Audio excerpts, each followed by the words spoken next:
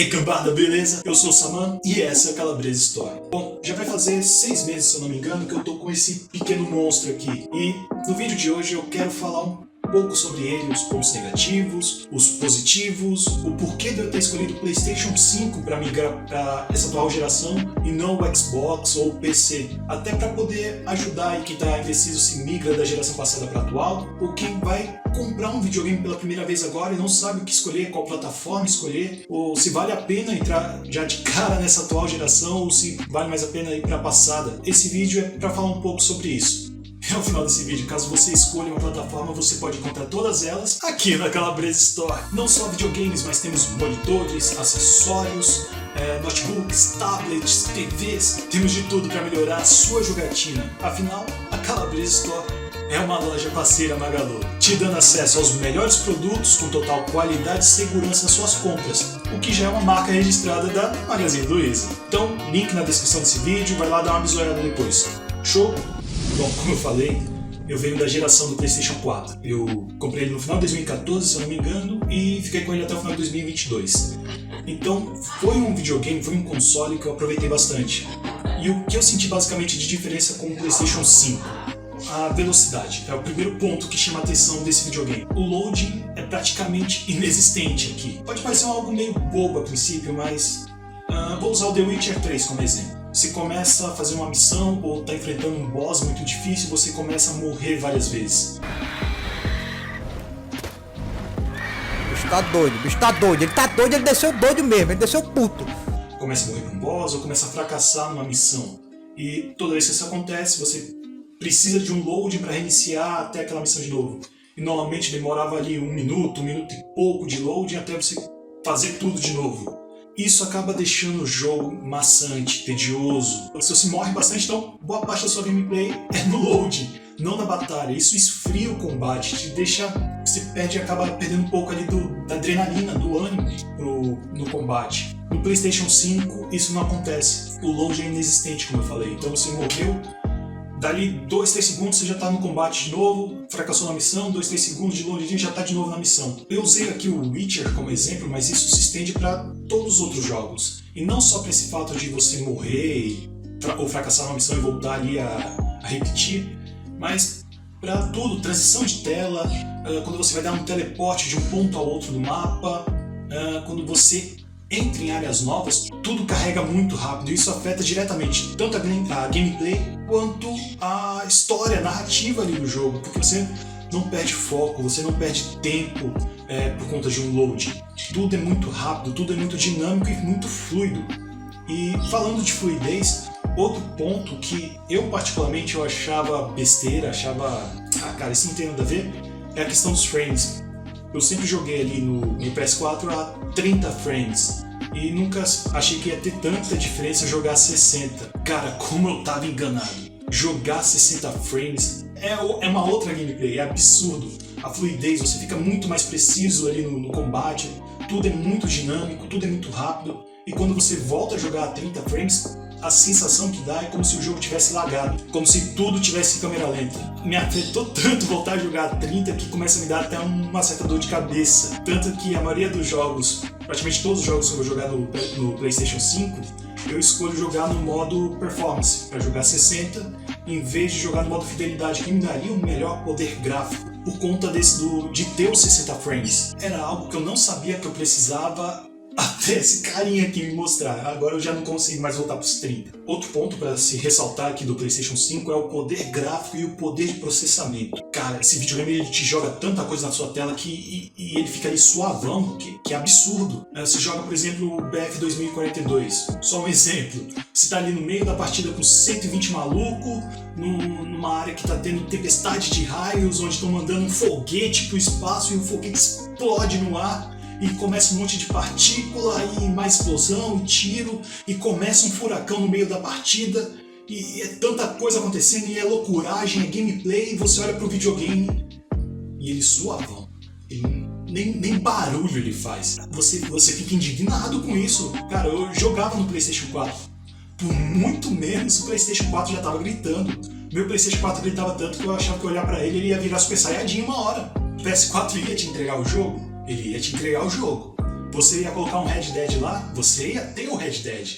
Mas, cara, você ia ter que amarrar umas correntes no videogame, porque senão ele ia sair voando pela casa. No PlayStation 5, não tem isso. Eu acho que eu falei isso em algum outro vídeo passado sobre meu gênero de jogo favorito. Eu gosto muito de RPG e muito de MMORPG. Na época do PlayStation 4, eu comprei o Black Desert. Cara, é injogável. O PlayStation 4 ele não conseguia processar as coisas, não conseguia renderizar os mapas. Tinha hora que você andava, ficava um buraco infinito na sua frente e seu personagem travava. E isso tudo rodando a 20 frames ou menos. No PlayStation 5, cara, não existe isso. Tudo é lindo, todas as animações, um monte de coisa acontecendo. Não tem problema de renderizar as coisas ou aquelas coisas que ficam pipocando na tela, tipo uma árvore que surge do nada, um terreno que aparece, uma montanha que aparece que não tinha. Não tem isso aqui, tudo renderiza muito melhor, muito rápido e sem quedas de frame. Então o poder do PlayStation 5 em comparação ao PlayStation 4 é absurdo.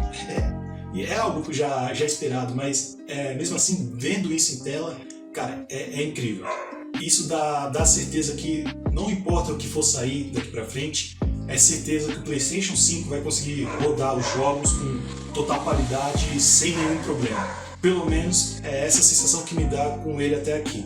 Bom, outro ponto a se ressaltar, essa é mais para quem tinha PlayStation 4 ou tem PS4 e está pensando em migrar, é que seus jogos digitais e os jogos físicos você não vai perder eles. O PlayStation 5 roda todos os jogos do PlayStation 4 tranquilamente, de maneira melhor, e alguns jogos têm upgrade para o PlayStation 5, com melhoria de gráficos, de frames, algumas vezes pago, algumas vezes não. Então a sua coleção de jogos não vai se perder com o PlayStation 5. Também não tive nenhum problema de aquecimento com o PlayStation 5, diferente do PS4, que às vezes dava para fritar um ovo. Falaram até que tinha um lote do PS5 que estava tendo problemas do metal líquido que tem dentro dele, que é para o resfriamento tá vazando e ele superaquecendo. Cara, eu acho que isso foi algo bem específico em um lote, mas que eu não tive problema com ele até agora. Não tive nenhum problema de aquecimento. Cara, como eu falei, nem barulho ele faz. Às vezes eu custo acreditar que ele tá ligado. Outro ponto que pode parecer meio bobo é que ele pega menos poeira, pelo menos eu achei que ele pega menos poeira que o PlayStation 4. E também ele é muito mais prático de limpar, de cuidar dele. Bom, e falando dos pontos negativos, o primeiro que eu vou falar é a questão da memória. No mundo onde os jogos estão cada vez maiores e exigindo mais do equipamento, você ter um videogame só com 800 GB de memória, mais ou menos 800 GB, que é o que ele vem de memória interna, eu achei pouco. Até porque boa parte dessa memória é consumida pelo próprio sistema do PlayStation 5, então te deixa com menos memória para você poder utilizar para instalar seus jogos. Dá até para você expandir a memória do PlayStation 5, mas é complicado. O PlayStation 5 ele usa um tipo específico de SSD. É uma brincadeira muito salgada você expandir a memória desse videogame, então você vai acabar fazendo um malabarismo. Se você tem muitos jogos, você vai ter que ficar escolhendo entre um ou outro para ficar no videogame e deletar os demais. Então esse é um ponto que eu considero negativo no videogame. Um outro ponto negativo, ele foi até muito divulgado na época, é esse carinha aqui, esse controlinho aqui do PlayStation 5. Eu considero ele um ponto negativo, apesar de ele ser fantástico em muitos pontos. A questão é que ele vem com um sistema de imersão nos gatilhos e na vibração dele para alguns jogos, principalmente no FPS. Os gatilhos eles travam e tal, para te dar maior imersão e tal, mas, cara, você não vai usar isso por muito tempo, eu te garanto. Chega uma hora que isso começa a cansar os dedos, você não vai gostar, principalmente se você joga um jogo competitivo, você vai acabar indo lá no sistema dele e vai desabilitar essa função. A questão da vibração dele é excelente. Cara, tem hora que o seu personagem está andando em poças de água ou então num lado raso ali de um rio e você sente como se tivesse água dentro do controle. É incrível. Só que ao mesmo tempo que isso é fantástico, ele tem um porém,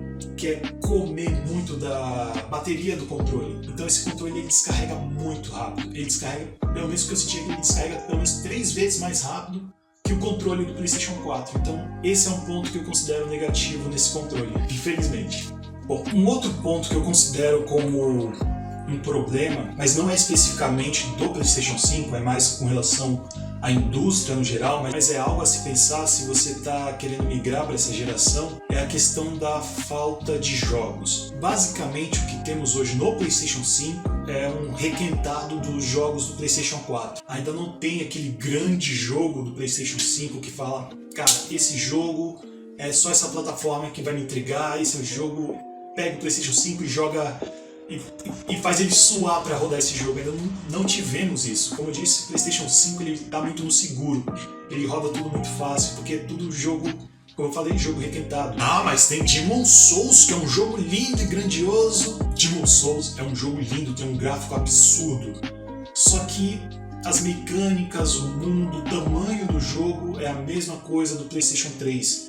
Então, não é só questão de gráfico quando eu falo de jogo grandioso dessa geração, pelo menos o que eu espero, é mais do que isso. E eu ainda não tive essa sensação com o PlayStation 5. Na verdade, a maioria dos jogos, mesmo os que falam que são exclusivos dessa geração, eu sinto que eles rodariam no PlayStation 4 ou no Xbox One. Então, ainda não tive aquele grande jogo. Ainda vai vir Final Fantasy XVI, talvez mude um pouco isso. Tem Baldur's Gate 3, que talvez também seja um grande jogo que mude essa minha perspectiva. Bom, e com relação a PC Game e o Xbox Series, o Xbox Series S e o Series X. Falando do Xbox primeiro, dizem que o Xbox Series ele tem uma performance melhor do que a do PlayStation 5, discretamente melhor. Porém, o que me chama a atenção no Xbox são dois pontos específicos que eu particularmente eu acho melhor do que o do PlayStation.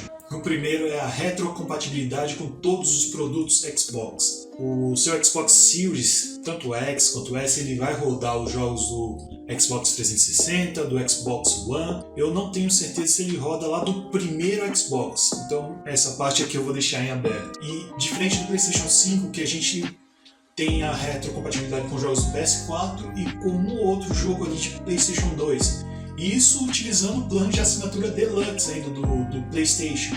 Falando em plano de assinatura, aqui chegamos no segundo ponto que eu considero, cara, é absurdo, que é o Game Pass. A quantidade de jogo, a biblioteca que eles têm no Game Pass, cara, você vai passar uma vida inteira jogando e você não vai consumir tudo. É incrível a quantidade de jogo que eles colocam lá. E acho que por R$30 mensais. Então, esses dois pontos eu acho extremamente superior ao do PlayStation.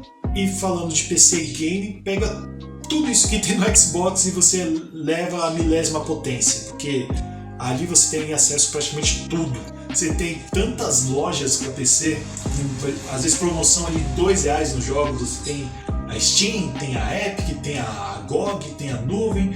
O próprio Game Pass ele funciona no PC, tem o Caribe, e os emuladores, as diversas emulações que você consegue fazer no PC. Então o PC Game seria o suprassumo se você quer quantidades absurdas de jogos. Ah, já estava esquecendo, tem um outro ponto que é excelente também no Game Pass, isso vale tanto para o Xbox quanto para o PC, já que o Game Pass ele funciona nas duas plataformas, que é os jogos lançamento dia 1 liberado no Game Pass.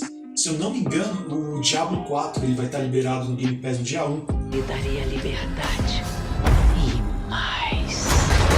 Lutemos com fé e honra em nome dele. A hora da profecia chegou, cavaleiros. Marchamos para o inferno. E não é certeza, mas eu acredito que sim. E os jogos da Bethesda, o Starfield, que é o RPG espacial da Bethesda, vai estar liberado dia 1 para quem tem Game Pass. Você ter jogos no lançamento, jogos que estão cada vez mais caros, liberados ali no Game Pass no primeiro dia, cara, isso não tem como competir com isso. Isso aqui é fabuloso. Então, essa questão de jogos, isso aqui é algo que você tem que se pensar. Bom, dito tudo isso, e expondo mais ou menos essas vantagens e desvantagens aqui, por que eu escolhi o PlayStation e não o Xbox ou o PC?